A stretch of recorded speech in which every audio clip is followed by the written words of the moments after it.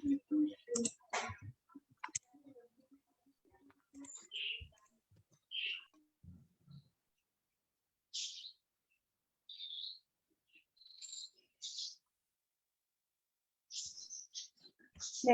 sudah ya Bu ya? Oke, silakan. Assalamualaikum warahmatullahi wabarakatuh. Shalom, Om Swastiastu. Namo Buddhaya, salam kebajikan. Halo, selamat siang semuanya. Selamat datang di acara observasi. Observasi Obrolan seru Marca pada saat pada saat ini. Hai Fajar, apa kabar nih? Baik nih, Daisy sendiri gimana kabarnya? Alhamdulillah nih, baik juga. Oh iya, ada peribahasa, tak kenal maka tak sayang. Kita kenalan dulu, gak sih? Boleh deh, kamu duluan. Oke, sebelumnya kenalin. Nama saya Fajar Rizky Dwi Putra, mahasiswa Fakultas Ilmu Komunikasi, Angkatan 2021. Kenalin, nama aku Jaisyura Safitri dari Fakultas Peternakan Angkatan 2021 juga. Nah, sebelumnya aku mau ngucapin terima kasih banyak untuk teman-teman Marcapada, terutama untuk Ibu Nunus sebagai dosen pengampu, juga dua pembicara keren kita kali ini nih.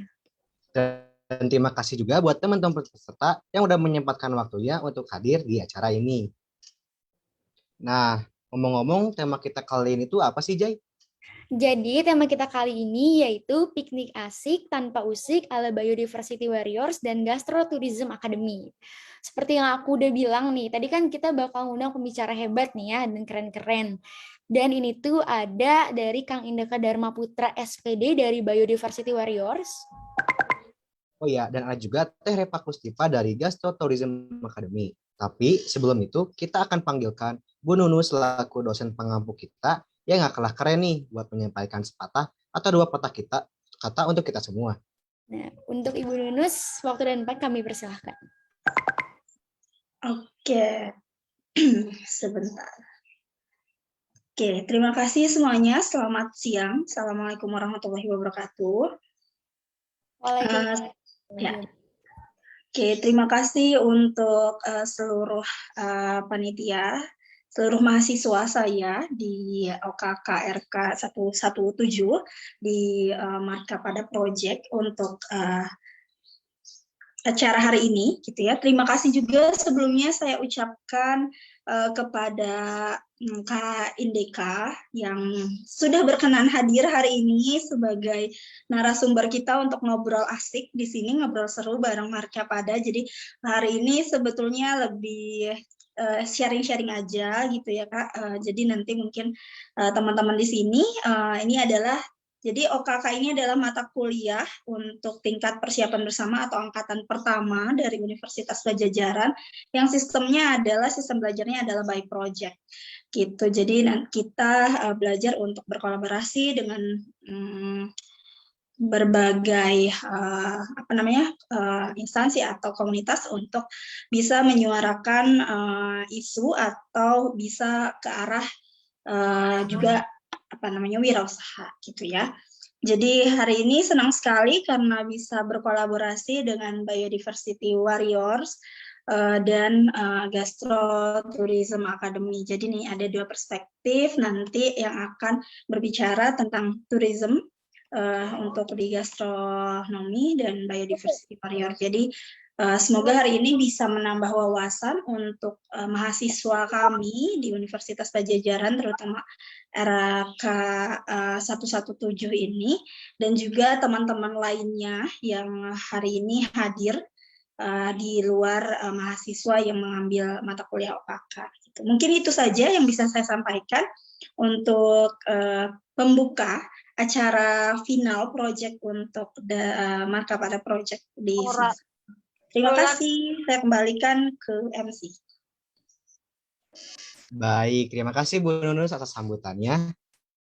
Baik, yang selanjutnya akan ada pengenalan materi yang akan disampaikan oleh Kang Indeka Dharma Putra dari Biodiversity Warriors. Nah, sebelumnya buat teman-teman kami himbau untuk mematikan ini ya. Terima kasih.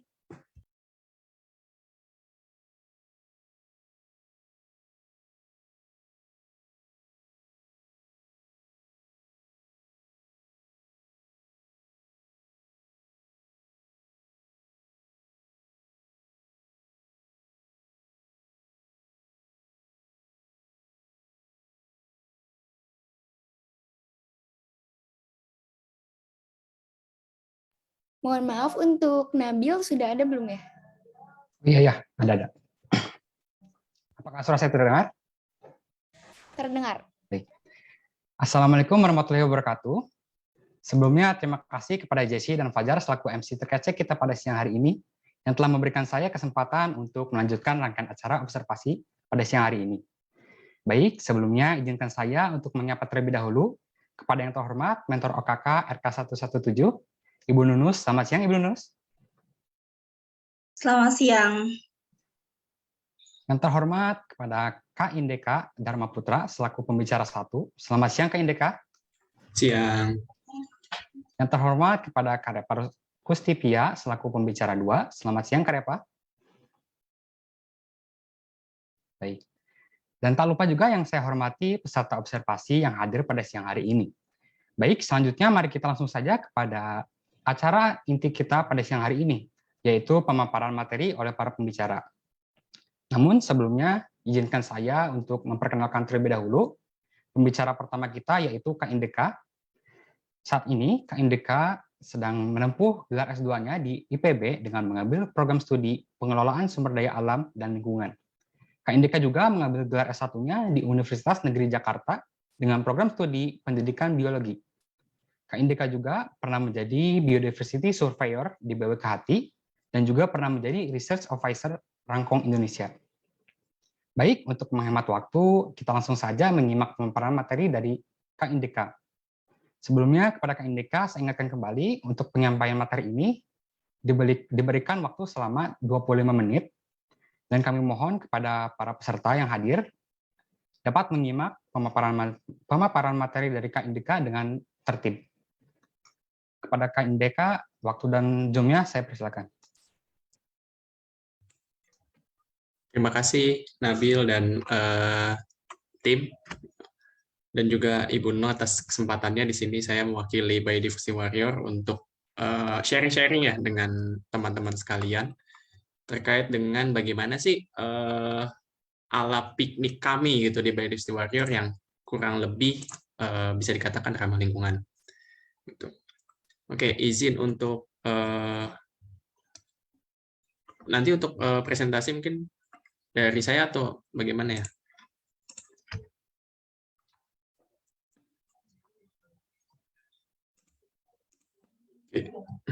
Boleh dari tim kami, Kang. Oh ya, mungkin bisa dibantu untuk share screen presentasi materi yang akan saya bawakan siang ini. Ya, jadi teman-teman, siang ini saya akan memberi sharing ya, bagaimana sih piknik asik ala Biodiversity Warrior seperti yang judul kegiatan kita di siang hari ini, gitu.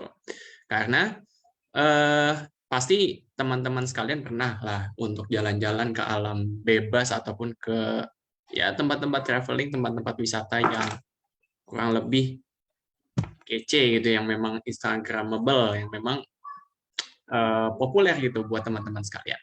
Nah, oke, nah tapi sebelum kita mengetahui bagaimana sebetulnya piknik asik yang sebetulnya, bagaimana piknik asik yang seharusnya dilakukan kita sebagai wisatawan dan juga menghargai bagaimana pengelolanya. Mungkin nanti teman-teman ada yang berminat ke arah ekoturism gitu, lalu nanti ingin berkecimpung atau terjun ke dalamnya, bisa juga ada sedikit informasi yang bisa diterapkan di sini. Gitu. Oke, boleh next. Sebelum kita masuk ke sana, yang perlu kita ketahui sekarang ini tourism kita sudah bergerak ke arah ekoturism. Di mana ekoturism itu bukan hanya sekedar wisata di alam, gitu. Bukan artinya eko ini dalam arti alam, itu bukan. Tetapi kita harus tahu bagaimana ada 4 pilar prinsip keberlanjutan. Nah, suatu tourism ataupun wisata yang berkelanjutan itu sekarang menerapkan 4 prinsip ini, yang dulu mungkin hanya 3 prinsip keberlanjutan, yaitu hanya terkait dengan lingkungan, ekonomi, dan sosial budaya. Tetapi saat ini yang sedang dicanangkan oleh program Sustainability 21 Strategy ini sudah mencakup 4 aspek, di mana aspek pertama ini adalah marketplace atau target pasarnya, lalu yang kedua ini adalah sosial budayanya, termasuk dengan warga lokal di situ ya. Lalu yang ketiga ini adalah lingkungannya, yang tentunya lingkungan ini menjadi salah satu aspek penting juga ya. Kalau tidak ada lingkungan, ya kita mau wisata kemana? Gitu. Lalu yang keempat adalah komunitasnya. Gitu. Nah, keempat aspek ini harus sama-sama seimbang gitu. Jangan sampai condong ke salah satu saja, karena kalau dikhawatirkan condong ke salah satu lalu yang lainnya terabaikan, ini akan cukup berbahaya untuk keberlanjutannya nanti ke depannya. Gitu. Nah, keempat pilar ini mungkin kalau kita sebagai biodiversity warrior kita melihat kepada sisi environment-nya ya, atau lingkungannya, karena kita kebanyakan bergerak di bidang-bidang pelestarian ataupun mempopulerkan lingkungan. Gitu. Tapi di satu sisi kita juga harus bisa mengencourage ataupun mengajak orang-orang di sekitar kita, terutama wisatawannya ya, lalu dan juga komunitas-komunitas lokal yang ada di sana. Gitu. Jadi wisata yang dilakukan tidak hanya memberikan manfaat kepada pihak pengelola, baik itu swasta ataupun pihak pemerintah, tetapi juga masyarakat yang hidup di sana. Karena sekarang sudah banyak desa-desa ataupun tempat-tempat wisata yang memanfaatkan kearifan lokalnya.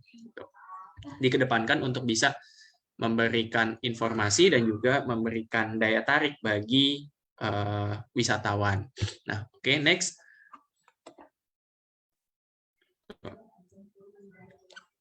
Oke, nah sebetulnya bisa nggak sih kita melakukan wisata yang ramah lingkungan? Nah, bisa, gitu. Bukannya tidak bisa, tapi ini balik lagi ke diri kita masing-masing dan juga kepada para pengelola, ini mau melakukannya atau tidak. Gitu.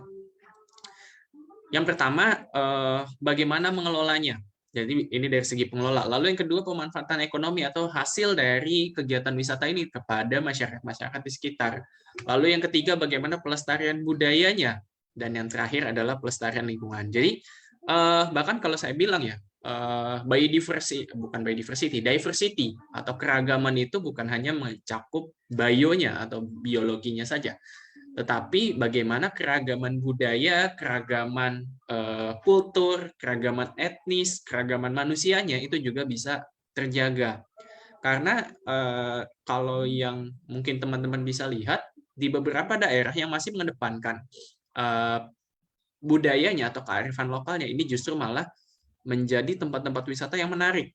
Contoh, misal saja untuk di daerah sekitar Jawa ada di suku Baduy, lalu juga di kawasan Tengger, gitu. Ataupun kita bisa datang juga ke daerah-daerah lain di luar daerah kita seperti Kalimantan ataupun Nusa Tenggara, termasuk Bali, gitu, seperti contohnya di Ubud ya, yang itu mereka masih menjaga kultur dari kebudayaannya mereka, di mana kulturnya itu justru malah berhubungan dengan aspek keempat ini, yaitu pelestarian lingkungan.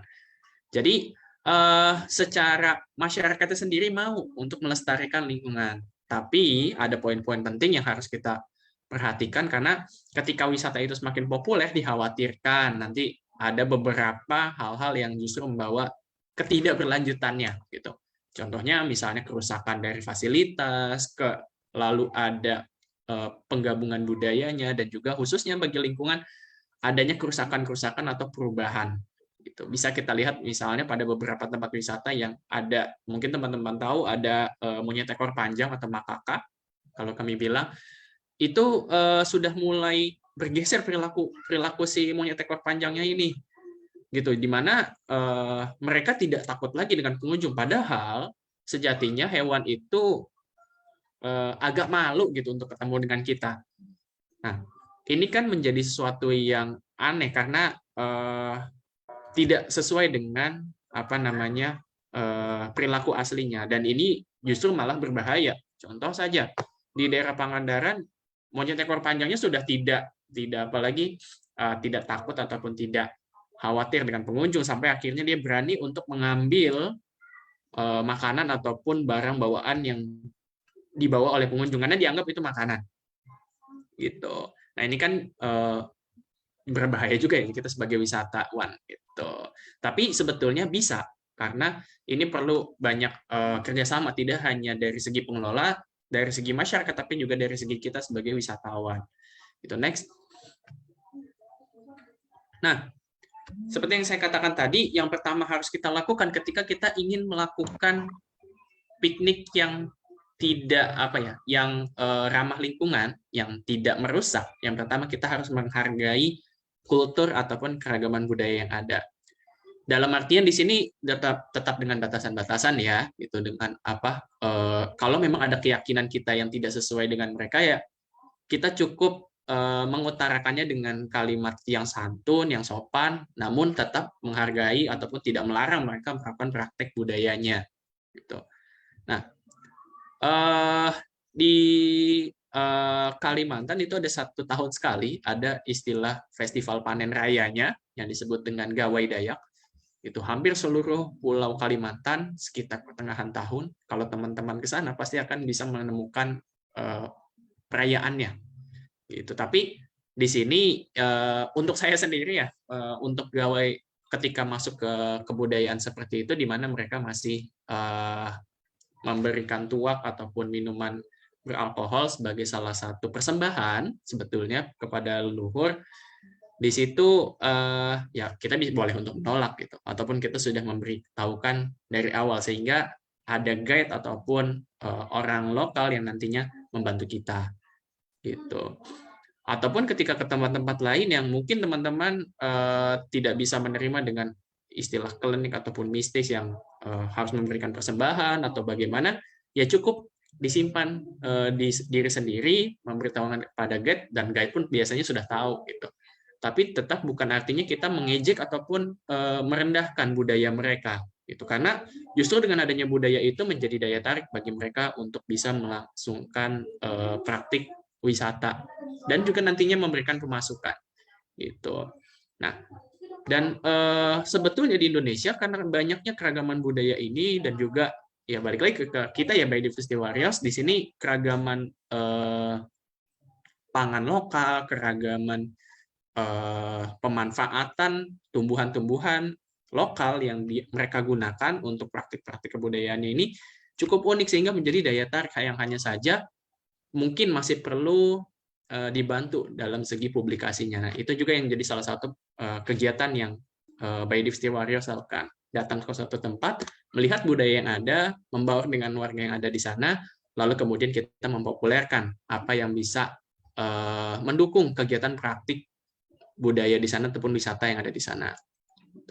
Selanjutnya, selain kita menghargai bagaimana kearifan lokal ataupun keragaman budaya yang dilakukan di suatu tempat tersebut, next, di situ adalah kita harus menyadari keberadaan lingkungan kita.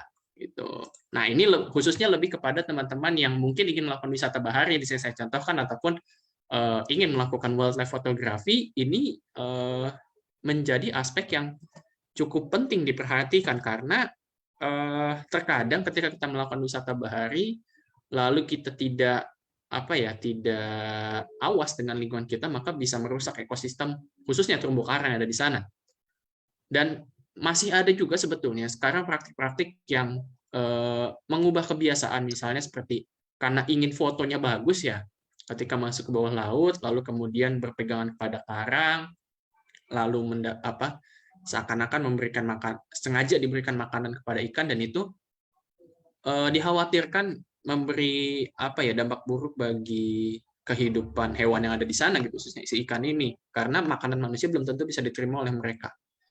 Gitu. Ataupun nanti akan mengubah kebiasaan mereka. Jadi setiap kali ada manusia yang mereka menunggu makanan. Tapi cenderung kalau ekowisata bahari ini yang perlu diperhatikan adalah bagaimana praktik ini tidak merusak khususnya ekosistem terumbu karang, karena terumbu karang sendiri untuk tumbuh cukup lama. Lalu sekarang ada global warming yang mengganggu kehidupan mereka. Ditambah lagi kalau misalnya wisatawannya tidak peduli gitu dengan keberadaan terumbu karang ini. Lalu terkait dengan fotografi alam liar, ini kita harus menjaga gitu, karena mereka ini sebetulnya hidup hewan-hewan gitu. Kalau tumbuhan mungkin lebih diperhatikan dalam segi bagaimana kita tidak merusak habitat di sekitarnya. Tapi untuk hewan di sini kan mereka biasanya merasa terusik, jadi bisa dicontohkan dengan menggunakan kamuflase, menjaga jarak yang aman buat kita dan bagi hewannya juga, karena hewan tidak akan menyerang kalau kita tidak terasa mengganggu gitu. Dan juga jangan sampai ketika kita hanya untuk mendapatkan momen yang bagus untuk diri kita, kita memaksa gitu, seakan-akan si hewan ini diberikan pakan atau bagaimana, sehingga nanti lagi-lagi mengubah kebiasaan aslinya. Gitu. Jadi karena kita ingin, kayaknya kita pengen foto burung, lalu biar burungnya bagus kita pasang jerat aja lah. Gitu. Nah itu jangan. Atau kita kasih makanan di sini sekali 2 kali mungkin nggak apa-apa dalam batasan yang masih aman. Tetapi kalau terlalu sering dilakukan, nantinya ini akan berdampak buruk juga, karena bisa jadi hewannya tidak lagi alami ya. Jadi betul-betul kayak model kita paksa untuk melakukan keinginan kita. Itu jangan sampai terjadi. Gitu. Jadi kita tetap menghargai keberadaan mereka di alam liar. Lalu selanjutnya yang harus kita perhatikan juga terkait dengan bagaimana kita menghargai biodiversity yang ada di sekitar kita yang ingin kita dapatkan. Itu juga kita next bisa kita lihat, yaitu terkait dengan lingkungan yang ada di sana. Ketika kita melakukan camping khususnya, itu harus kita manfaatkan saja seperlunya. Karena kalau pemanfaatan berlebihan, nah yang tadi balik lagi ke prinsip berkelanjutan. Gitu. Jadi bagaimana kita mendapatkan manfaat, tapi dalam satu sisi kita juga mendapatkan kepuasan dari piknik ataupun wisata yang kita laksanakan. Dan misalnya kayak kalian berkemah di hutan, lalu ingin membuat kayu bakar, ya cari kayu-kayu yang memang sudah jatuh, rantingnya sudah jatuh atau sudah tua. Gitu. Jangan kayu istilahnya itu kayu yang masih basah, itu jangan. Gitu. Selain karena sulit untuk nantinya dimanfaatkan, dan juga ini berpengaruh kepada kestabilan, karena ya pohon punya peran penting dalam sisi ekologis. Gitu. Dan juga ketika memang misalnya teman-teman datang ke laut, ke sungai, lalu mancing dapat ikannya, lalu mau dikonsumsi, ya udah konsumsi secukupnya gitu. Jangan sampai kita over gitu dalam memanennya. Over harvesting sampai akhirnya populasi di sana berkurang, lalu kemudian akhirnya di sana ekosistemnya ataupun rantai makanannya terganggu, gitu. Dan menggunakan alat-alat yang memang ramah bagi lingkungan, gitu. Dan perlu diperhatikan ketika kita menyalakan api, jangan sampai nanti menyebabkan kerusakan ataupun misalnya kayak kebakaran gitu ya bagi di lingkungan di sekitarnya tempat kita menyalakan api tersebut. Nah, oke, next. Nah, di sini mungkin di 2 slide terakhir ini mungkin ada beberapa kegiatan yang sebagai campaign juga dari Biodiversity Warriors. Kita wisata, oke. Gitu. Kita melakukan ekowisata, tapi bukan cuma tadi kita memasang rambu-rambunya. Gitu. Tapi di sini kita juga bagaimana ketika kita melakukan wisata, kita juga melirik ke arah wisata-wisata yang sebetulnya mempunyai sisi edukasi. Jadi kita juga boleh gitu melakukan kegiatan ataupun wisata ekoturism dengan paket yang biasanya mereka punya paket yang disediakan, dan itu nantinya di akhir kita memberikan suatu dampak ataupun suatu kontribusi. Misalnya seperti di sini adalah kegiatan oleh BW Kehati di Ancol untuk melakukan restorasi kerang hijau dengan tujuannya untuk nantinya itu bisa memberikan filter ya gitu, karena salah satu fungsi dari si kerang hijau ini sebagai filter feeder gitu, sehingga kondisi perairan di Ancol akan kembali menjadi kondisi yang lebih normal gitu, lebih baik gitu. Ataupun kita juga bisa melakukan wisata, karena tourism saat ini bukan cuma sekedar kita datang ke alam liar, tetapi banyak sekali penyedia wisata yang sistemnya itu seperti pengembangbiakan ataupun pusat rehabilitasi ataupun pusat edukasi. Nah, itu sebetulnya piknik ataupun wisata yang menarik gitu. Karena di situ selain kita mendapatkan info-info baru, di situ kita juga bisa nantinya memberikan informasi kepada masyarakat luas. Oh, ternyata di sini menarik loh gitu. Tempat ini ternyata menawarkan informasi seperti ini gitu. Lalu juga ada tanaman obat yang ternyata nggak pernah kita tahu loh. Nah, itu juga yang kita coba kedepankan. Jadi ketika kita melakukan wisata bukan hanya kita mendapatkan momen ataupun foto, video gitu ya. Tetapi juga informasi yang bisa kita bagikan yang nantinya itu membawa dampak positif bagi pengelola wisatanya, bagi masyarakat di sekitarnya, dan juga dampak positif yang perlu kita perhatikan bagi kelestarian lingkungan yang ada. Gitu. Jadi ketika kita datang ke suatu tempat ya coba kita explore tempat itu, kita lihat apa yang memang sebetulnya bisa menjadi daya tarik yang sebetulnya orang lain belum tahu. Itu. Tapi di satu sisi dengan memperhatikan kaidah-kaidah yang bisa dikatakan tidak melampaui batas gitu ya, karena takutnya akhirnya jadi mass tourism, ini yang dikhawatirkan. Gitu. Karena ketika sekarang setiap pengelola mencoba mengelola ekoturism ternyata malah jadi mass tourism. Itu akan memberikan efek yang negatif justru nanti ke depannya. Gitu. Jadi jangan hanya karena memikirkan cuannya gitu, mendapatkan uangnya atau mendapatkan manfaat dari wisatanya, tapi akhirnya mengabaikan kelestarian baik itu budaya maupun lingkungannya. Gitu. Next, terakhir di sini yang akan saya sampaikan itu adalah kita mulai dari diri kita sendiri sebagai wisatawan. Gitu. Karena kalau di sini mungkin kebanyakan teman-teman adalah calon-calon wisatawan ya, gitu. Banyak tips and trick sebetulnya yang sudah di-share, baik itu di media sosial ataupun internet, bagaimana kita melakukan wisata yang ramah lingkungan. Gitu. Yang pasti yang paling pertama, jangan mengurangi sampah apapun bentuknya. Gitu. Sampah plastik, sampah apalagi besi atau apapun yang memang intinya sampah adalah suatu barang yang sudah tidak digunakan gitu oleh kita. Gitu. Hindari penggunaan barang-barang yang menimbulkan banyak sampah, dan betul yang salah satu di sini sebutkan bawalah barang secukupnya, yang artinya jangan sampai kita itu kalap lalu kemudian membuang hal-hal yang tidak diperlukan oleh kita, gitu, makanan yang berlebih gitu, lalu plastiknya gitu. Dan juga yang paling penting adalah jangan sampai kita merusak lingkungannya. Itu kita boleh berwisata, kita boleh mendatangi suatu tempat, tapi jangan sampai kedatangan kita itu justru malah membawa dampak yang buruk. Misalnya kerusakan karang, akulturasi budaya yang melenceng, terus habis itu bahkan jangan sampai nanti ketika kita nggak puas di sana kita memberikan respon yang negatif bagi pengelolanya juga, itu membawa dampak yang buruk juga bagi mereka. Kalaupun ingin mengkritik, cukup yang secukupnya sajalah itu bahasanya.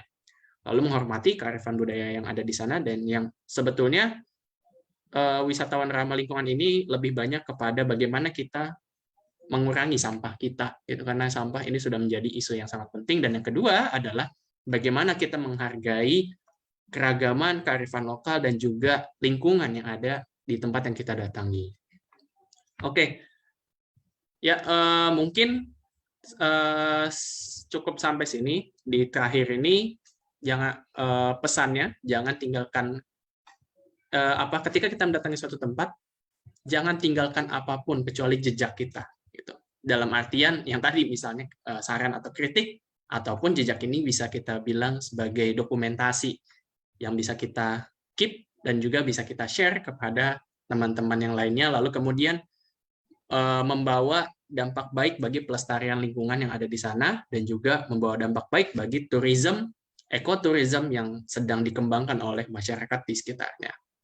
Oke, mungkin terima kasih. Sampai di sini dulu. Saya kembalikan kepada panitia. Baik, terima kasih kepada Kang Indeka yang telah menyampaikan materinya yang begitu ciamik. Nah, mungkin sembari nunggu pembicara dua hadir, kita boleh bincang-bincang dulu nih Kang sama Kang Indeka, boleh? Oh, boleh. Ya. Kan di daerah tuh kan banyak sekali mitos-mitos yang berkembang nih. Apakah mitos-mitos itu baik untuk kita atau justru malah merugikan untuk kita gitu, Kak? Oke, sebetulnya kalau saya share kebanyakan mungkin karena saya sempat beberapa lama tinggal di Kalimantan, dan itu mungkin kalau orang ke sana mitosnya cukup khas gitu ya oleh orang-orang Dayak. Tapi Kalau dikatakan sebetulnya kayak mitos-mitos ini yang berkembang di masyarakat itu sebetulnya punya tujuan yang baik bagi lingkungannya. Gitu.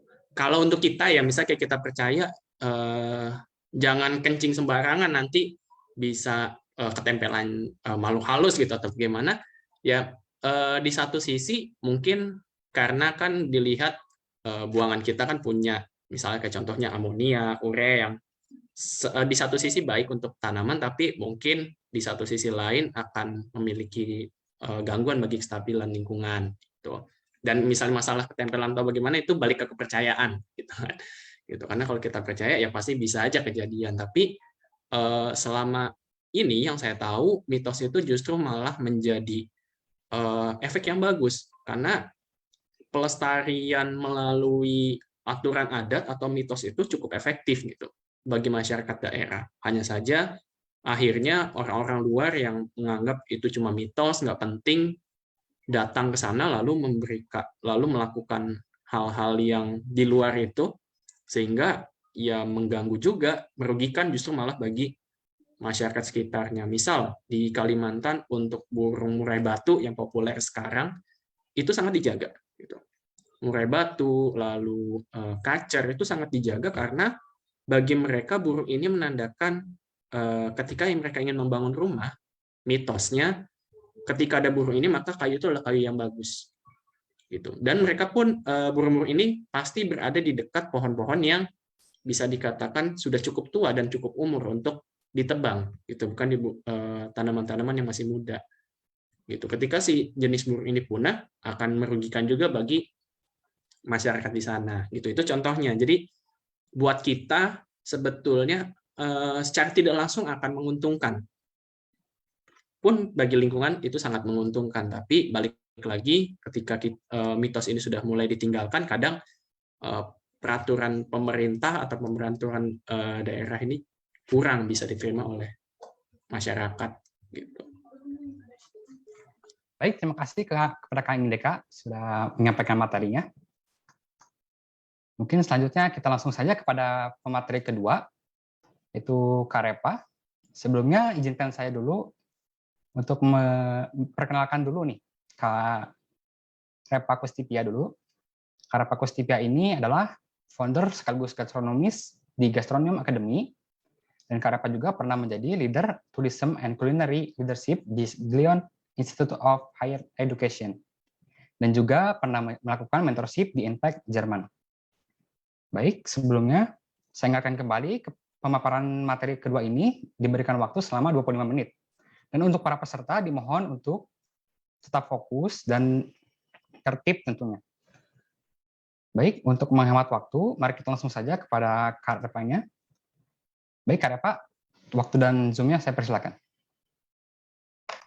Baik, terima kasih Kak Nabil Falah ya. Terima kasih juga untuk Zahra yang sudah menghubungi saya ya. Semuanya. Halo, perkenalkan. Oh iya, ini ya materinya. Tunggu sebentar, tapi saya tidak bisa men-share materinya. Mungkin dibantu oleh kakak moderator.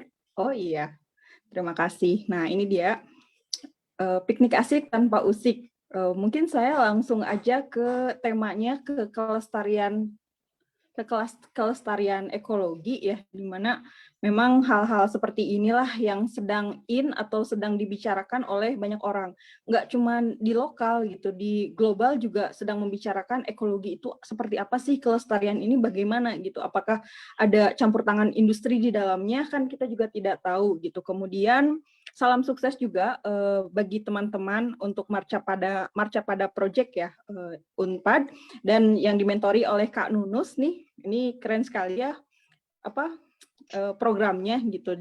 Jadi saya berharap 10-15 tahun lagi dari sekarang itu nama-nama teman-teman, nama-nama adik-adik atau kakak-kakak di sini yang memang bisa menentukan nasib kehidupan selanjutnya gitu. Karena saya mungkin sudah akan menua pada waktu-waktu tersebut.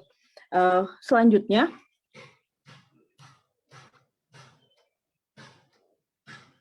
baik. Sampurasun. Nah, di layar ini Anda sedang melihat saya ya, yang diberi nama Repakustipia dan mulai mengembara ke kebun acak ya, bisa jadi hutan atau sebutannya kebon gitu ya, leuweung kalau orang Sunda bilangnya. Saya juga heran tiba-tiba jadi Gastrotourism Academy itu bagaimana, karena saya tidak mendokumentasikan secara historik, yaitu urusan orang sejarah lah yang menulis itu gitu. Jadinya hal-hal random bisa dikunjungi aja di Instagram gastrotourism_academy ya, hatur nuhun. Kemudian kita masuk ke materinya, silakan selanjutnya. Baik, sebetulnya ada masalah apa ya? Kebanyakan orang-orang itu kalau ditanya kayak gini, dihadapkan pada cover yang saya foto ini, kemarin-kemarin sepertinya sejuk gitu ya. Padahal 10 sampai 15 km dari sini itu sudah ada perumahan gitu, yang memang perumahannya itu ada di kebun salak. Kebun salak kan itu di bawah ya, kebayang lah ya, itu kalau misalkan hujan besar itu pasti akan banjir, dan perumahan-perumahan tersebut itu mungkin tidak memperhatikan keseimbangan ekologinya, kan mereka nggak akan tahu lah ya kalau developer isinya di hutan itu kan nggak cuma pohon, nggak cuma binatang-binatang, nggak cuma itu, tapi ada kesatuan atau sinergi ekologi di dalamnya gitu, yang dimana kalau salah satu hilang pasti aja akan menjadi kualitasnya itu minus gitu. Kayak misalkan hilang salah satu nih, ada tanaman pangan, itu akan kehilangan lagi untuk sumber kehidupan. Misalnya di dalam sini ya, di dalam hutan ini tuh ada talas hitam gitu, kemudian ada nanas yang merah, yang dimana itu secara keilmuan lokal itu untuk kalau misalkan masyarakat Sunda flu itu makannya makan nanas hutan itu gitu. Jadi kan kebayang ya, vitamin C-nya itu udah terkonsep di mereka secara lokal gitu. Dan kemudian ketika saya bertanya kepada orang-orang yang nggak ikutan aksi lingkungan atau nggak tahu tentang komunitas-komunitas lingkungan, ketika saya menghadapkan dengan foto ini ada apa? Oh, nggak ada apa-apa, itu biasa aja, udah hijau bagus lah gitu. Tapi kan kita nggak bisa gitu ya. Mungkin slide selanjutnya.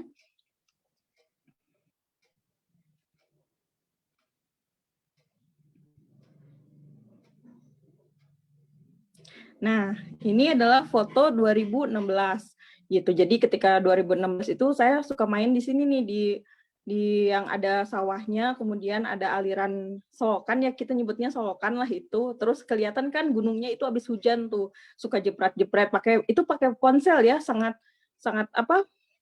jelas gitu. Tapi 2020 pemandangan seperti itu udah nggak ada. Ini udah jadi lahan perum ya, udah jadi lahan perum dan jadi lahan-lahan ruko gitu. Jadi saya nggak pernah ngambil lagi before dan afternya, karena udah susah jalan ke situ tuh, jalan ke sini tuh udah nggak ada gitu. Jadi ya coba seyakin apa pemandangan Couple Goals ini dan view-nya bakalan terlihat abadi. Saya perkirakan ini bukan perkirakan ya, ternyata perkiraan saya di tahun 2016 itu sudah terjadi di 2020, 2021 sekarang. Ini pemandangan ini nggak kelihatan. Kalau kita mau ngelihat pohon kelapa ini dari kejauhan udah terhalang sama ruko dan ruko, kafe dan sebagainya gitu. Udah jadi perumahan ini kompleknya. Jadi ini adalah pemandangan terakhir lah ya yang saya potret secara faktual gitu, dan secara nyata gitu kelihatan beneran. Jadi ini bisa disebut evidence based lah ya kalau misalkan untuk data. Silakan untuk selanjutnya. Nah, curhat colongan orang kampung gitu. Jadi saya suka ngobrol-ngobrol sama orang-orang kampung atau orang-orang desa tentang konsep sustainable tourism gitu. Jadi kan di bayangan mereka sama bayangan kita pasti beda lah ya. Di bayangan mereka itu ekowisata itu mahal. Kenapa mahal? Karena kalau misalkan di salah satu daerah itu ada curug, kemudian ada ada gunung ya, gunungnya atau ada hutan pinus, mereka itu terbebani dengan beberapa pungli gitu, kemudian ada harus sertifikasi ekowisata gitu, yang baru-baru yang pandemi. Coba deh bayangin, sertifikat protokol kesehatan pandemi itu diharuskan untuk wahana atau area yang memang sudah sejuk gitu ya. Itu kan pengetahuan lokal dan pengetahuan masa kini itu sangat ada gap gitu, atau ada masalah. Nah, terus terlalu banyak tuntutannya. Kalau misalkan di tempat wisata, misalkan ya hutan pinus gitu, jadi harus ada lampu-lampu dan sebagainya. Padahal kan di hutan pinus ya cukup damar aja lah kayak gitu, kayak kayak apa ya, kayak alaminya seperti itu gitu untuk penerangan. Jadi tidak menghabiskan harus ada listrik pakai genset dan sebagainya. Itu menurut saya bukan sustainable lagi, itu dibuat sustainable menurut saya. Terus yang selanjutnya ada jalan menuju destinasi alam rusak. Ini juga menjadi kendala ya ketika kita mau bepergian ke pesisir misalkan. Nah, itu jalan menuju pesisirnya itu biasanya nggak bagus gitu, dan itu rawan kecelakaan atau longsor dan sebagainya. Nah, itu juga bisa menjadi kampanye teman-teman ya untuk menjaga atau menstabilkan lah jalan ke sana tuh seperti apa gitu. Itu bisa dicurahkan dalam ide teman-teman membuat opini di media online ya sekarang. Kalau dulu kan di media cetak ya, di koran-koran gitu, masuknya ke tajuk wacana gitu. Biasanya kalau mau mengkritisi apapun di situ gitu. Kemudian keamanannya nggak meyakinkan. Ini adalah bentuk kepedulian juga ya antara komunikasi masyarakat dengan komunikasi para pendatang atau turis gitu. Biasanya kalau kita mau menuju ke Curug, parkirnya itu kebingungan kan, ada di mana, dan akhirnya ketika kita menuju ke Curug, kendaraan kita itu hilang atau lupa menyimpan atau bahkan dilakukan hal-hal vandalisme gitu oleh orang-orang yang memang bukan orang desa itu sendiri gitu, tapi ada oknum lain yang memang merusak secara sengaja gitu. Nah, itu juga menjadi perhatian khusus ya untuk wisata-wisata alam atau wisata-wisata outdoor. Kemudian ada keselamatan pengunjung dipertanyakan.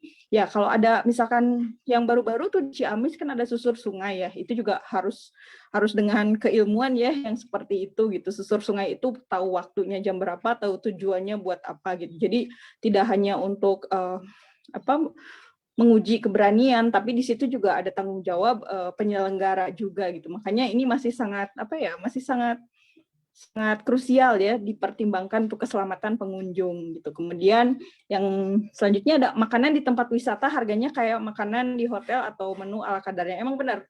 Ini juga terjadi di beberapa kopi-kopi yang ada di hutan pinus ya. Coba menunya itu adalah cireng, harganya 45.000. Kebayang nggak? Itu kan sama harganya dengan steak ketika kita beli ya, steak kayak tenderloin atau sirloin steak ya yang biasa dijual di usaha-usaha franchise gitu. Jadinya kan itu ada bentrok lagi harganya, bentrok lagi untuk kita mau maju gitu dari masyarakat biasa aja, tapi harga-harganya juga ditentukan oleh pengelolanya. Nah, itu juga menjadi kendala gitu. Bagaimana kita menciptakan makanan di tempat wisata yang memang udah alam, udah alami, itu harganya itu terjangkau dan bisa dinikmati, terutama dinikmati oleh masyarakat itu sendiri gitu sebagai makanan pokok atau sebagai makanan selingan gitu. Apalagi ya, banyak permasalahan dalam masyarakat atau dalam manajemen pariwisata alam gitu. Kemudian selanjutnya,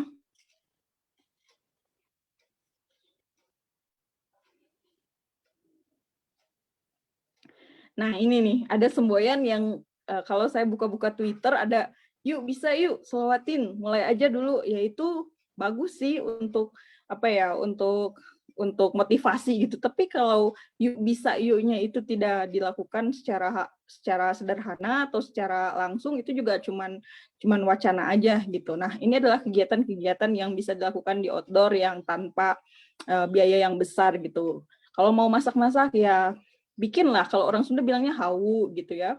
Itu kan sederhana, dari genting bisa pakai pangpung. Pangpung itu adalah dahan-dahan pohon yang sudah mengering, itu bisa jadi media pembakaran di situ. Kemudian ini bisa piknik juga, piknik secara ini tuh ngaliwet kalau orang Sunda bilangnya. Jadi pakai daun pisang gitu ya, pakai ngaliwet itu adalah nasi ya, nasi yang ditanak gitu. Kemudian untuk lauk pauknya ya bisa ayam goreng lah, kalau sekarang kan pakainya ayam goreng ya. Kalau saya biasanya ikan asin goreng dan sambal itu memang sudah menjadi ciri khas gitu. Dan ini ada labelnya Food Design Day. Jadi waktu itu saya itu mempresentasikan ya ini ngaliwet ini di Belgia, walaupun secara daring ya, tapi mereka itu maksud bukan memuji ya, kayak bangga gitu melihat hal-hal seperti ini. Ternyata orang-orang Eropa itu menginginkan hal-hal demikian gitu yang outdoor. Silahkan selanjutnya.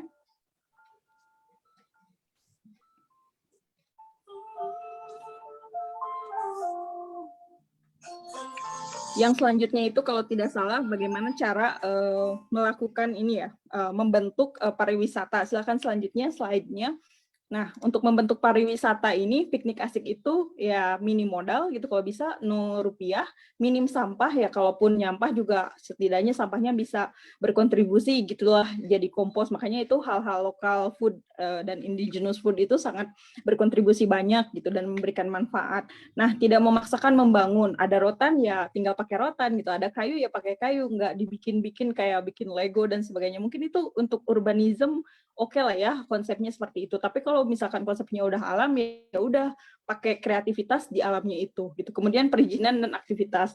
Ya, ini menjadi sangat sangat sensitif ya. Terutama kan harus izin-izin ke beberapa pihak seperti ketua adat. Kalau misalkan di desa-desa adat ada sesepuhnya, silakan kunjungi dulu gitu. Jadi kita nggak main gelar tikar di mana aja gitu. Kalau misalkan wisatanya memang dikelola.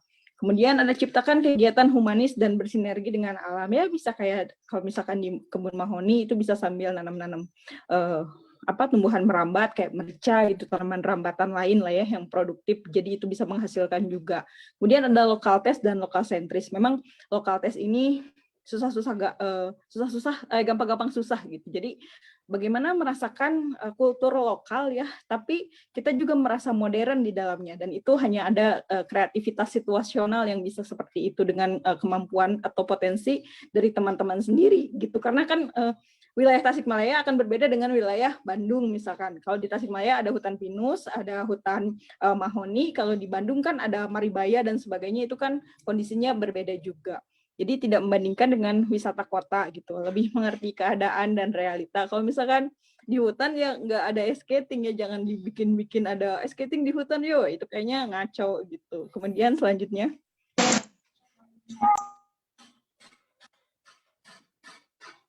Nah, selanjutnya itu gimana cara mulainya? Dulu kami memulainya itu seperti ini, kayak tentukan lokasinya, misalkan sawah, kebun, gunung, yaitu bebas lah ya, terus bentuk kepanitiaan. Kepanitiaan itu nggak harus resmi ya. Jadi siapa yang memiliki ide, kemudian yang tiganya lagi itu membantu baik dalam pembiayaan ataupun dalam acara gitu. Kemudian ada kolaborasi kalau memang cuma healing ya sekarang ini konsepnya kita sunmori atau healing cuman healing doang, fresh healing gitu, ya udah itu nggak usah pakai acara macam-macam gitu, kamu tinggal pasang hammock doang, itu udah bisa menikmati kesegaran gitu di luar sana. Kemudian kalau misalkan udah fix ya bisa langsung mulai gitu dengan beberapa kegiatan, misalkan yang pernah dicoba yang murah ya, ini yang RP0 banget gitu, hunting dan membuat kayak herbarium, itu kan sangat unik ya, bisa ngajak warga lokal juga gitu. Mungkin itu biasa aja gitu ya untuk orang-orang biologi dan orang-orang yang kuliahan lah ya, tapi untuk mereka itu kayak bikin dokumentasi, kayak bikin clipping alam gitu loh. Nah itu juga sangat menarik gitu. Kalau Ngaliwet itu emang biasa. Terus ada outbound. Nah, kalau misalkan mau outbound, itu kan nggak usah modal besar, tapi sekarang tuh banyak peralatan-peralatan yang bisa disewa gitu. Udah banyak kan daring juga bisa menggunakan itu gitu. Jadi dimanfaatkan saja. Biasanya orang-orang pecinta alam tuh punya. Terus kalau misalkan butuh dana cepat untuk beberapa acara, ya pakai aja charity event ya. Bisa pakai berbagai platform lah itu.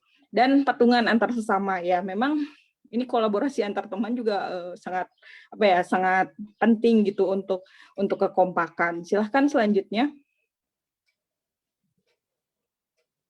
Nah, udah sih gitu aja ya, hatur nuhun dari saya. Ini ada beberapa pertanyaan yang sering di DM ke Instagram ataupun ke WhatsApp, bisa dijadikan tempat ngambil data, bisa aja gitu, bawa surat kepentingan aja, itu untuk apa? Karena datanya juga masih data primer ya, kami hanya punya data primer gitu dari hasil foto dan hasil pengumpulan. Kemudian kalau misalkan boleh intervensi lahan, selama itu bisa mengembangkan dan bisa menjadikan produktif, silakan aja. Tapi kalau untuk merusak sepertinya tidak. Biasanya mengirimkan satu proposal, satu lembar ya, nggak lebih dari 300 kata sih, karena saya males juga kalau panjang-panjang bacanya. Terus kalau misalkan mau piknik ya, setidaknya 2 minggu sebelumnya itu udah berkabar gitu. Jadi kami itu jarang pegang gadget kalau misalkan lagi di hutan atau lagi di kebun, karena sulit sinyal ya, jarang pegang yang kayak gitu. Jadi seringnya pegang pacul, arit, parang, bedog, samurai, sama peralatan seadanya yang untuk perlengkapan kebun lah gitu, perlengkapan petani. Mungkin dari saya cukup sekian ya, terima kasih. Baik, terima kasih kepada Kak Repa yang sudah menyampaikan materinya. Semoga kita semua dapat menambah ilmu. Ya. Baik, demi menghemat waktu, mari kita langsung saja kepada sesi yang kita tunggu-tunggu, yaitu sesi tanya-jawab. Untuk para peserta yang ingin bertanya, diharapkan untuk menggunakan fitur raise hand terlebih dahulu. Dan para peserta diwajibkan untuk on mic dan on cam. Dan tak lupa juga jelaskan kepada siapa pertanyaan itu harus dijawab. Baik, kepada para peserta yang ingin bertanya, boleh raise hand terlebih dahulu.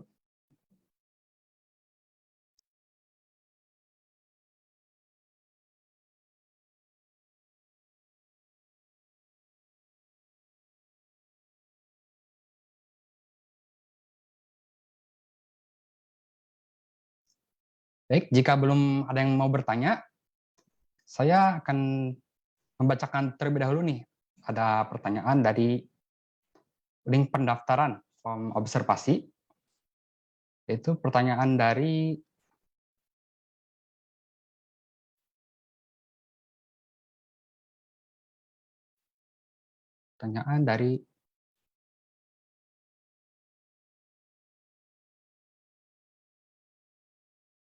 Aina Rahullah Hana Hakim.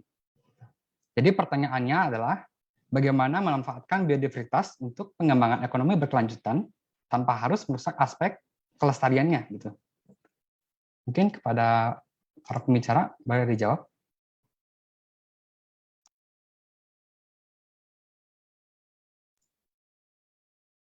Siapa dulu nih? Saya atau Mbak Repa dulu? Boleh dari Kak Deka dulu deh. Oke, izin ya Mbak Repa, panitia. Jadi banyak sebetulnya pemanfaatan biodiversity yang bisa kita lakukan. Yang pertama, ketika ingin mengembangkan wisata yang sekarang juga sedang populer, itu bisa dengan membuat trail pengamatan. Lalu kedua, bisa juga dengan seperti yang Mbak Repa lakukan di Tourism Academy gitu. Tapi kalau dari sisi kami yang ada di Biodiversity Warriors, biasanya yang kami kedepankan bagaimana biodiversity yang ada itu dimanfaatkan pertama baik dari kalau ingin memanfaatkannya untuk semacam piknik ya, itu bisa dalam bentuk trail pengamatan, dalam bentuk spot fotografi, lalu bisa juga dengan memanfaatkan keragaman tersebut, kita cari manfaatnya apa, misalnya tanaman ataupun buah hasil-hasil dari tanaman tersebut, itu kita kembangkan menjadi suatu produk, baik itu produk yang bisa dikonsumsi maupun produk yang bisa memiliki nilai jual, misalnya kayak rotan dalam bentuk anyaman, rajutan, dan sebagainya gitu. Karena banyak banget yang bisa kita explore dari biodiversity itu sendiri, hanya saja balik lagi ke pemahaman kita terhadap biodiversity itu mau seperti apa konsepnya gitu. Dan itu banyak, bisa banget dengan memperhatikan aspek kelestarian, artinya tidak over harvesting, tidak mengganggu kestabilan ekologisnya, dan juga tidak menimbulkan kerusakan bagi habitat ataupun lingkungan hidupnya. Itu. Baik, mungkin dari Kak Repa ada tambahan? Baik, terima kasih Kak Nabil. Terima kasih juga Kak Indeka nih, udah terjawab ya sebetulnya sama Kak Indeka ini. Tapi kalau menurut saya yang sudah teralami gitu ya, bagaimana memanfaatkan biodiversitas ini untuk ekonomi, karena kan ini terpukul oleh pandemi ya teman-teman. Nah, kalian bisa buka market itu secara online gitu. Yang kemarin kami lakukan adalah membuka online course untuk ekogastronomi dan paleogastronomi gitu. Jadi itu memang untuk pasar global sih. Jadi ada beberapa mahasiswa waktu itu dari San Francisco menghubungi kami. Jadi untuk ngejelasin gimana sih paleogastronomi itu gitu, dan bagaimana memanfaatkan kayak talas hitam yang kayak gitu-gitu itu dimasaknya seperti apa, dan lebih kayak ke kalian ada mata kuliah ini nggak, etnobotani. Nah, mereka itu sangat peduli gitu dengan mata kuliah itu. Nah, kami juga karena kami bukan etnobotanis ya, jadi kami hanya bisa literatur review saja untuk itu gitu. Dan memang untuk memanfaatkan seperti itu, kita membuat modulnya dulu gitu, baru ditawarkan kepada mereka. Nah, mungkin dari Gastrotourism Academy itu saja yang secara online. Tapi kalau secara offline ya mungkin lebih ke ke kegiatan outdoor-nya ya, kayak camping ground yang seperti itu, atau mungkin bisa mengadakan workshop cara menanam untuk pemula gitu di rumah. Karena kan sekarang kalau pandemi itu tempat-tempat wisata terutama outdoor itu kan sangat sangat sensitif sekali ya, karena ada prokesnya itu gitu. Jadi kalau misalkan ingin memulai nih wisata tapi ingin ingin memanfaatkan biodiversitas, mulailah dari pekarangan sendiri, itu aja gitu. Terus kalian buka workshop, kan itu rame-rame, ya dihadirinya sama teman-teman juga gitu, yang kayak gitu-gitu. Atau yang paling terbaru itu adalah kita pakai aplikasi Strava. Tahu aplikasi Strava itu kan ada nge-track ini ya, nge-track sepeda sama nge-track untuk lari gitu. Nah, kita bisa bikin beberapa challenge di situ dan sambil menanam pohon atau apa. Kalau sekarang menanam pohon itu kayak udah seperti biasa aja gitu untuk adopsi pohon. Menurut saya kembali bersepeda atau ya hal-hal slow living atau hal-hal slow food itu akan menjadi menarik lagi di saat pandemi sekarang yang belum tentu gitu gelombangnya sampai mana. Mungkin bisa dicoba nih dari teman-teman, atau tukar tanaman. Misalkan dari Kak Nabil nih punya tanaman apa gitu di rumah, aglonema, terus Kak Juan Alexander punya tanaman bunga ros, kan bisa tuh di cross, terus disimpan atau dibikin, ya itu kan tergantung kreativitas mahasiswa sekarang ya seperti apa gitu. Tapi kalau misalkan untuk publik itu ingin hal-hal yang menyenangkan, misalkan kayak nobar di kebun atau kembalikan lagi ke aktifan layar tancap dan sebagainya, atau buka forum diskusi. Memang hal-hal yang stres di masyarakat itu memang seperti itu, inginnya tuh yang bersenang-senang ketika keluar. Nah, ciptakanlah permintaan-permintaan itu. Bisa juga dengan survei ke teman-teman atau ke keluarga gitu. Kalian kalau misalkan aktivitas outdoor maunya apa? Nah, di data tuh bisa satu-satu. Mungkin dari saya cukup itu ya. Oke, baik. Terima kasih Kak Repa dan Kak Indeka. Mungkin dari peserta ada yang ingin bertanya lagi? Boleh raise hand terlebih dahulu? Oke, baik. Kalau saya mau nanya boleh? Oh, boleh, Bu. Mungkin Amelia dulu aja, sok. Nanti saya terakhir lah. Menarik banget nih Kak Repa, Kak Indeka ya. Nantilah saya terakhir, sok. Amelia dulu aja tuh. Boleh, Amelia, silahkan. Baik, sebelumnya terima kasih kepada moderator yang telah memberikan kesempatan saya untuk bertanya. Nah, saya mau tanya nih sama Kak Indika dan sama Teh Repa juga. Mungkin aspek apa saja sih Kang sama Teh yang harus diperhatikan saat kita sedang berwisata agar kita itu tidak merusak biodiversitas dan kelestarian alam itu sendiri. Terima kasih.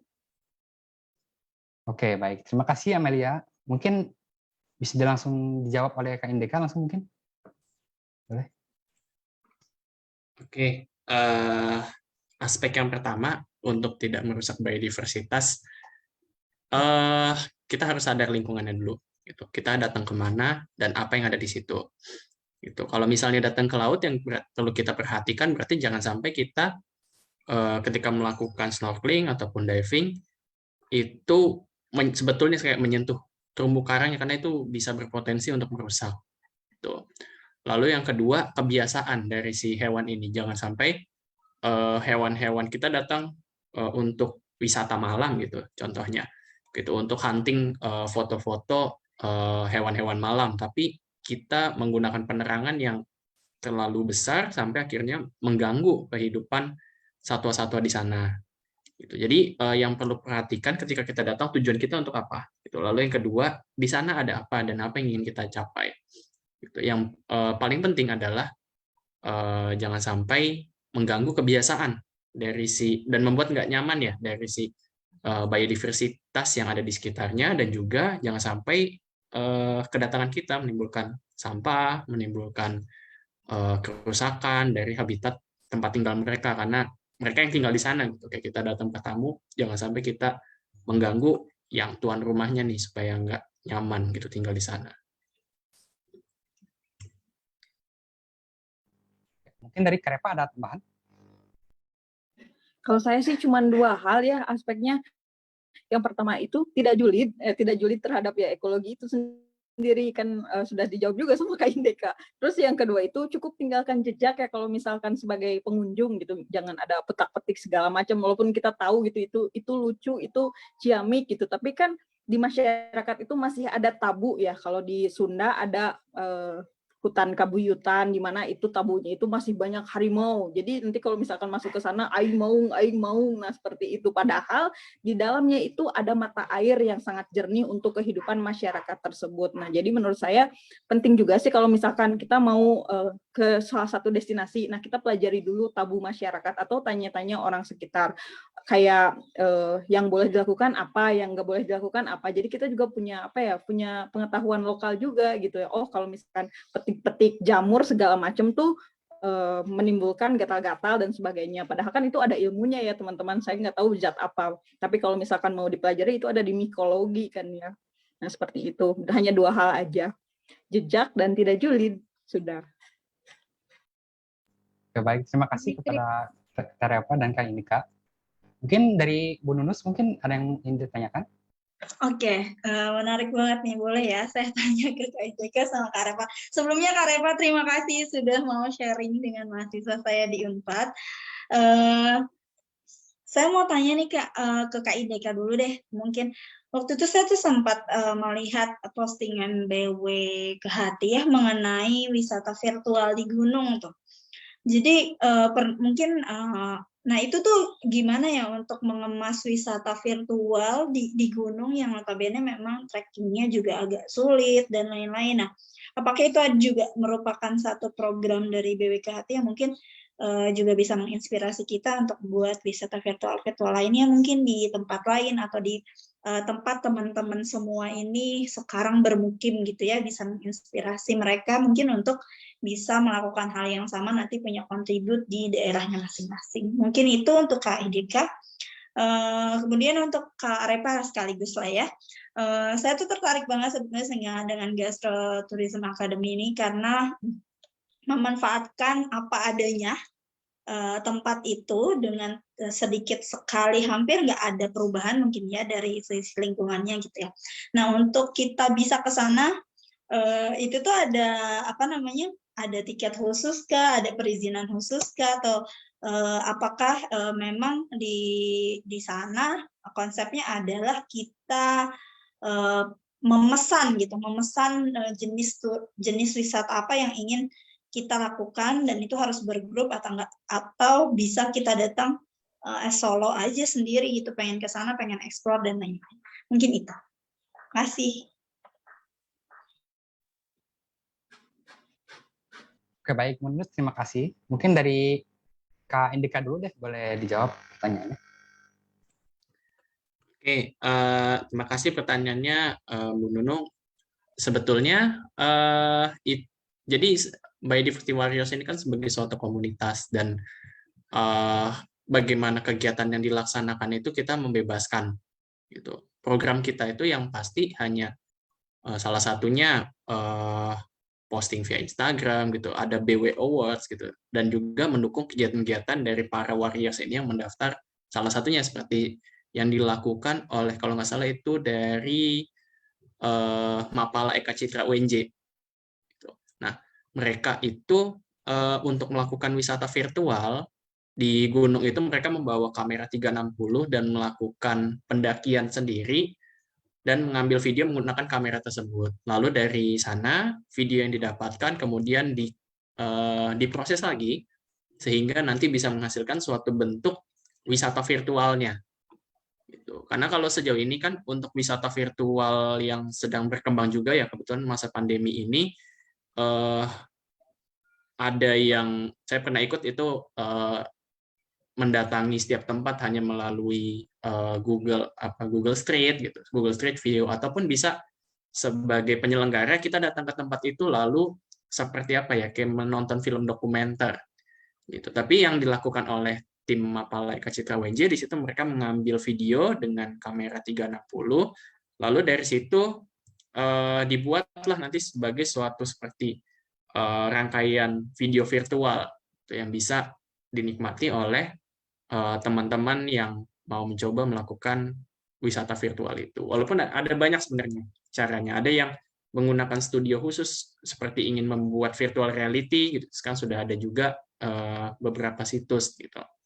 Tapi mungkin kalau nanti teman-teman mau tanya-tanya lebih lanjut, nanti bisa kontak, ataupun nanti kita juga belajar bareng dengan teman-teman dari Mapala, teman-teman BW dari Mapala Eka Citra UNJ yang pernah secara langsung dan rencananya ingin mengembangkan kembali gitu di beberapa lokasi lain.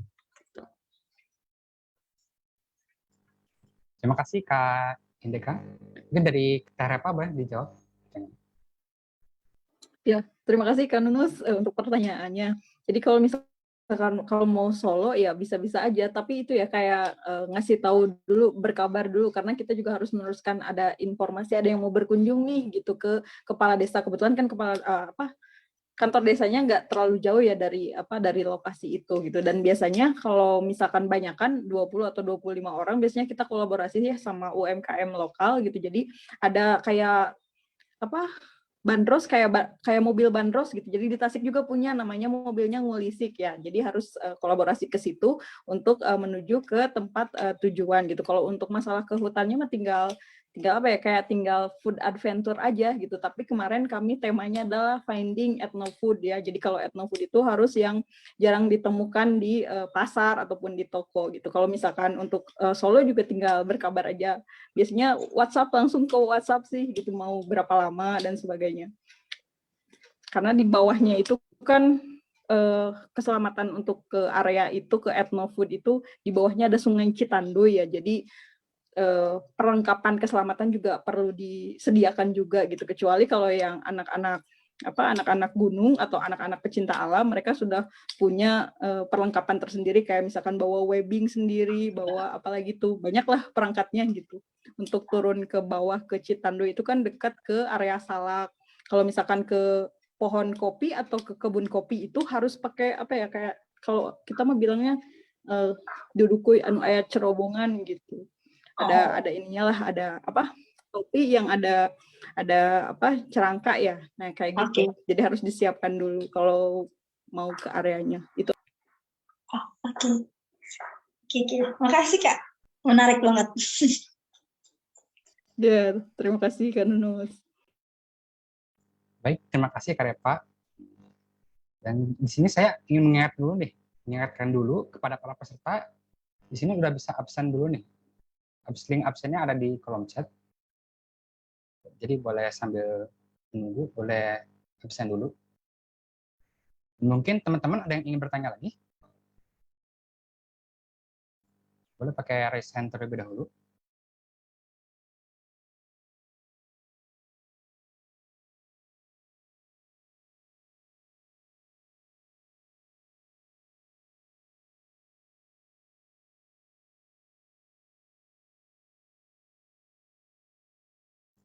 Baik, jika belum ada, saya bacakan lagi aja pertanyaan yang dari link pendaftaran observasi.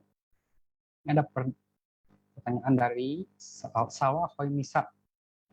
Bagaimana dengan pembangunan tempat pariwisata yang malah merusak lingkungan? Kak? Jadi bagaimana tanggapannya gitu? Bagi pembangunan tempat pariwisata tapi malah merusak tempat lingkungannya. Mungkin boleh dijawab dulu dari Kak Repa. Baik, jadi waktu itu pernah ada kejadian ya, ada sekelompok mahasiswa gitu yang merusak cagar budaya ya, walaupun situs doang, tapi kan ada tabu-tabu masyarakat lah ya di dalamnya, dan itu udah langsung kena sanksi adat, kayak misalkan suruh bertanggung jawab, kayak puasa sebulan, puasa sanksi-sanksi sosial kayak gitu. Dan tanggapan saya ya lebih sopan santun lah, walaupun kita pengen selfie gitu, tapi pupuntenan tuh permisi dulu gitu. Kita juga harus punya etika lah seperti itu. Gitu aja. Terima kasih Kak Repa. Dari Kak Indeka mungkin ada tambahan? Ya, oke, sedikit tambahan, tapi kurang lebih setuju sama yang dibilang Kak Repa itu untuk izin dulu ke tempat tersebut. Tapi dan saya juga kurang setuju ya ketika tempat wisata itu justru malah mengeksploitasi gitu, karena mau berapa lama gitu bertahannya, dan sudah terbukti banyak tempat-tempat wisata yang sekarang ya memang karena terpaksa aja gitu ada di sana gitu, dan secara fasilitas juga kurang menarik kalau menurut saya ya gitu. Misalnya aja kayak pantai-pantai di daerah pesisir utara Banten menarik karena pantai dan laut udah selesai gitu, tapi nggak ada objek lain karena orang cuma pengen main pasir sama air laut gitu. Tapi secara lingkungan di situ nggak ada lagi yang bisa dieksplor, bahkan dari segi airnya pun sudah mulai berkurang, ataupun seperti di Kepulauan Seribu juga sudah banyak yang jadi mass tourism sehingga terumbu karangnya rusak, terus habis itu air lautnya jadi lebih keruh, sampahnya jadi bertambah. Itu nggak banget, dan kasihan nanti buat yang belum pernah datang, ketika datang ke sana udah jelek gitu.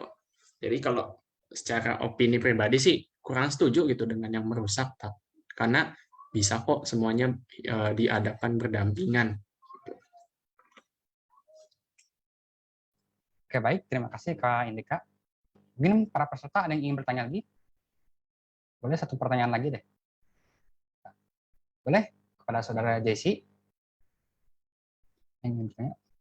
Sebelumnya terima kasih Nabil atas kesempatannya. Aku mau nanya nih, buat Teh Repa sama Kang Indeka tuh, karena menurut aku sendiri yang nyaksiin tuh, kalau misalnya naik gunung tuh nggak luput dari banyaknya sampah nih.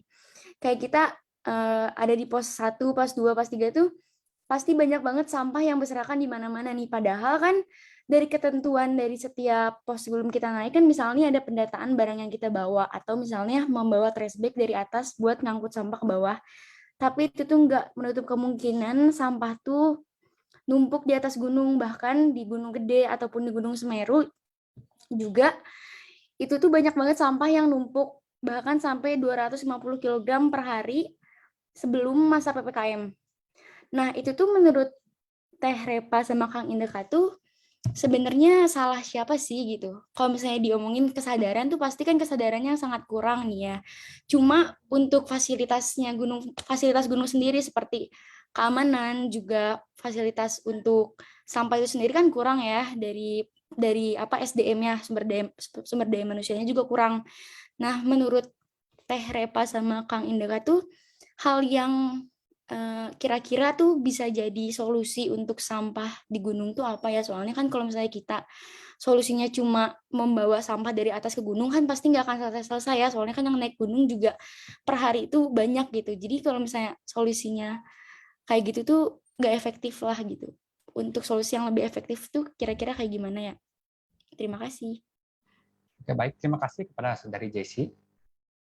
Mungkin boleh dijawab oleh Kak Indika dulu. Oke, permasalahan yang cukup sulit sebenarnya sih, karena nggak akan ada habisnya gitu masalah sampah di gunung. Pertama, dari segi pengelola sebetulnya sudah berupaya, kalau yang saya tahu karena saya baru pernah di Gede, itu sudah menyiapkan beberapa tempat untuk pengumpulan sampah di pos-posnya. Gitu. Pun udah ada aturannya untuk membawa kembali sampahnya turun. Gitu. Dan lagi berarti kan di sini masalah utamanya adalah mungkin bagi kita merepotkan gitu membawa sampah turun. Nah, solusinya adalah meminimalisir gitu pembawaan barang-barang yang menimbulkan sampah. Karena kalau masa kita mau datang ke gunung untuk konsumsi makanan dan lain-lain, kita harus berburu dulu gitu kan. Kayaknya akan membutuhkan tenaga ataupun energi yang lebih. Gitu. Dan lagi di sini dalam segi SDM mungkin perlu ada kerjasama juga antara pengelola dan juga beberapa mungkin memanfaatkan masyarakat lokal untuk, kalau nggak salah sebenarnya udah ada juga kegiatan susur gunung dalam beberapa kali dalam setahun untuk membersihkan sampah gitu yang ada di gunung. Makanya kenapa bisa ada bisa ketahuan berapa banyak sampah yang tersisa di situ. Berarti kan di sini permasalahannya bukan hanya di pengelola, tapi justru malah permasalahan utamanya adalah di wisatawannya yang masih masa bodoh ya, masih bukan kurang peduli lagi, memang kebanyakan kelihatan tidak peduli gitu dengan permasalahan sampah. Yang penting mereka nyaman, selesai. Ataupun solusi lainnya ya bisa diberikan fasilitas, misalnya penyedia bahan-bahan konsumsi gitu yang bisa dengan harga yang terjangkau ya tentunya bagi para pendaki gitu dari beberapa pos ataupun di daerah camp gitu, dengan artian mereka juga si penyedia ini juga tidak menimbulkan sampah yang banyak Atau mungkin bisa kayak model bank sampah gitu ya, yang turun nanti ada biaya kompensasi yang bisa didapatkan. Itu tuh kayaknya bisa juga diterapkan. Baik, terima kasih Kak Indeka. Mungkin dari Karepa ada tambahan? Oke, mungkin saya belajar dari pengalaman ya. Jadi kalau di Gunung Tasikmalaya kan ada gunung ya, namanya Gunung Galunggung. Nah, bagaimana memanajemen sampah yang sudah menggunung. Jadi waktu itu ada sekelompok pendaki gitu ya, yang berinisiatif bakar aja sampahnya di atas gitu dan dibikin area itu untuk tempat pembakaran sampah karena udah nggak mungkin itu udah berapa puluh kilo ya karena memang saling menumpuk gitu dan di situ juga ada izin sesepuhnya dan ada dinas lingkungan hidup juga yang ikutan menyetujui gitu untuk ya membakar itu membuat area sampah di situ gitu dan itu cukup solutif sih dan jadi kita itu membuat pasca dari pembakaran sampah itu gitu jadi untuk lebih memotivasi masyarakat di situ agar tidak membuang sampah lagi karena kan bukan salah pendaki semuanya. Saya rasa kalau misalkan pendaki-pendaki yang mahasiswa terpelajar gitu ya lebih aware gitu terhadap sampah. Tapi ini pendaki-pendaki Badung nih yang dari mohon maaf yang tadi Kak Indeka sebut SDM-nya yaitu susah gitu dikasih tahu apalagi dia sering gitu ke gunungnya. Menurut saya itu jadi solutif sih tapi beresiko juga ya karena kita juga menyumbang karbon dari pembakaran sampah itu gitu. Tapi kalau secara berkala sih menurut saya itu sudah sangat solutif yang lokal banget ya gitu. Bisa berkolaborasi dengan berbagai pihak di situ. Mungkin kita tuh hanya butuh social movement dalam hal-hal sosial dan hal-hal permasalahan lingkungan gitu dan ya konsistensi perlu ya gitu karena kalau sekali dua kali ya gitu lagi gitu. Terima kasih Karepa dan juga Jessie. Mungkin udah cukup segitu aja. Sudah, makasih banyak ya. Oke, makasih Jessie. Terima Mungkin kasih JC. berhubung waktu sudah menunjukkan pukul 14.18, sesi tanya jawab sudah dicukupkan sampai sini. Dan untuk para peserta yang belum absen, boleh lihat dulu chatnya. Ada link absen di situ, boleh absen terlebih dahulu agar mendapatkan sertifikat. Nah, mungkin sebelum saya tutup, di sini saya akan mengambil kesimpulan terlebih dahulu. Jadi kesimpulan pada diskusi hari ini adalah ketika kita berwisata ke suatu daerah, sebenarnya kita tuh bukan hanya memberikan manfaat kepada pengelola saja, akan tetapi kepada masyarakat juga. Dan juga jika kita berkunjung kepada alam, kita jangan pernah meninggalkan sampah atau apapun. Yang boleh kita tinggalkan hanyalah waktu dan jejak saja. Mungkin dari saya segitu saja. Terima kasih kepada Karepa dan KNDK. Untuk acara selanjutnya saya serahkan kembali ke MC.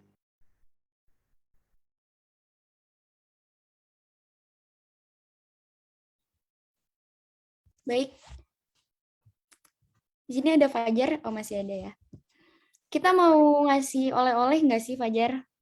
Iya nih, kita punya Kenang-kenangan kenang-kenangan ya dan dokumentasi untuk para pembicara kita nih. Boleh untuk Boleh di-share screen, sertifikat.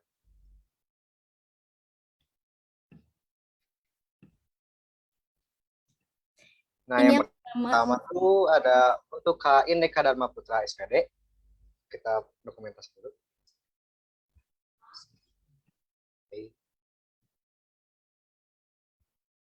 Oke, ya format dulu kali ya, Kak. Oke, 1, 2, 3. Ya, gini, Kak. Gini. Oke. 1, 2, 3. Oke. Terima kasih, Kak. Untuk selanjutnya mungkin yang kedua.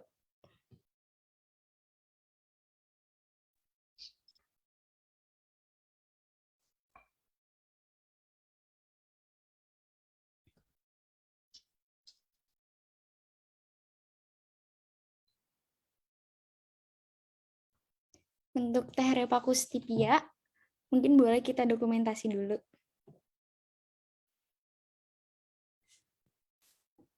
Formal dulu ya, Teh. Satu. Oh iya, kalau formal pakai ini aja nih. Oh iya. 1, 2, 3. Sekali lagi kayak gini, Teh. 1, 2. Nah.